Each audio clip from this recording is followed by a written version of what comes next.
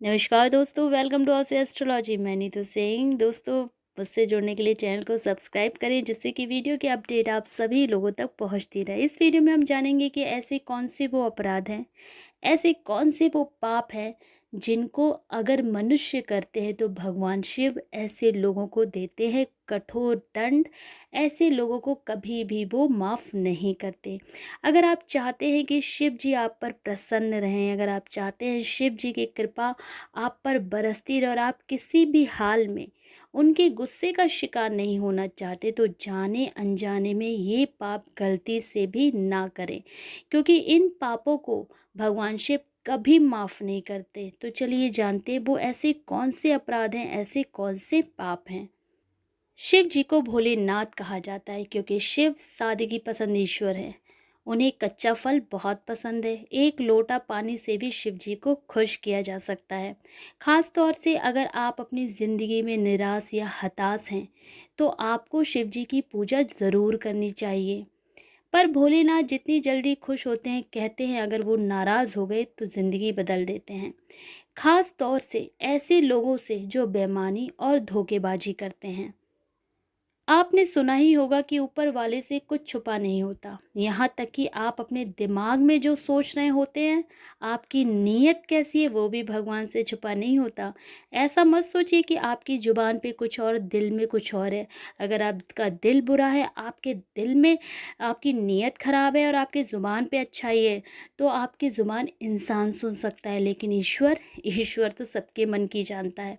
इसलिए भले ही बात और व्यवहार में आपने किसी को नुकसान ना पहुंचाया हो, लेकिन अगर मन में किसी के प्रति कोई दुर्भावना है, जलन है, या किसी के प्रति आपकी ऐसी भावना है कि वो कभी आगे ना बढ़ पाए, या आपने किसी का अहित सोचा है, तो ये पाप की ही श्रेणी में आता है। तो चलिए जानते हैं ऐसे कौन से पाप हैं जिनको करने से भगवान शिव की कभी कृपा नहीं मिलती।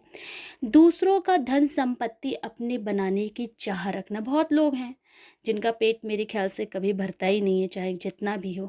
पैसों की हेराफेरी करना और धन संपत्ति लूटना भी पाप की श्रेणी में आता है। भगवान शिव के लिए ये अक्षम्य अपराध है, यानी भगवान शिव ऐसे लोगों को कभी क्षमा नहीं करते। ऐसे लोगों को कभी ना कभी अपने मुंह की ज़रूर खानी पड़ती है।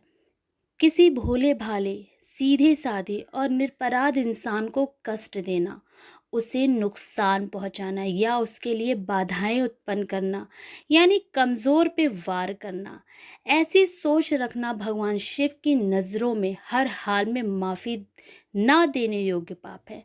ऐसे लोगों को भगवान शिव कभी भी माफ़ नहीं करते। मानते हैं कि कुछ लोग रास्ता भटक जाते हैं, कुछ लोगों से कभी गलती हो जाती है, पर सही निर्देश मिलने पर वापस सही रास्ते पर आ जाते हो तो उनकी गलती क्षमा होती है। पर कुछ लोग ऐसे भी होते हैं जो सही सुझाव मिलने के बावजूद भी बुराई का रास्ता नहीं छोड़ते और बुरी राह को खुद चुनते हैं। ऐसे लोगों के पाप को भी अक्षम्य पाप माना जाता है, यानी अक्षम्य मतलब कभी भी माफ़ नहीं किया जा सकता। शिव पुराण के अनुसार जिस प्रकार आप किसी का बुरा नहीं करने के बावजूद उसके लिए बुरी सोच रखने के कारण भी पाप के हकदार और दंड की श्रेणी में आ जाते हैं, उसी प्रकार कभी कभी क्या होता है। यहाँ कहने का मतलब ये है कि लोगों की सोच अगर मैं आगे बढ़ गया हूँ तो सामने वाला आगे नहीं बढ़ना चाहिए, इस सोच को भी पाप की श्रेणी में ही लाया जाता है। उसी प्रकार भले ही आपने अपने कार्य से किसी का बुरा ना किया हो, लेकिन आपकी आपकी जो सोच है वो भी पाप का हकदार बनती है।